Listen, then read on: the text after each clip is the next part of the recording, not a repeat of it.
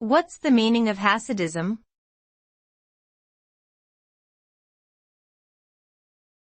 Hasidism.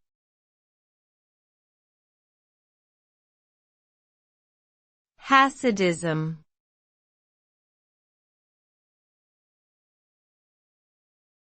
Hasidism.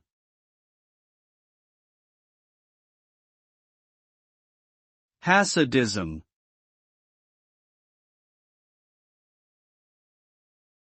Hasidism is a Jewish religious movement that originated in the 18th century.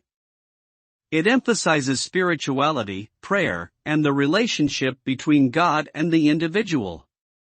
Hasidic teachings encourage followers to experience joy in their religious observance and to seek personal growth through serving God with sincerity and passion. Hasidism has had a profound impact on Jewish life and culture, influencing both traditional and modern expressions of Judaism. Today, Hasidic communities can be found throughout the world, particularly in Israel, the United States, and Europe.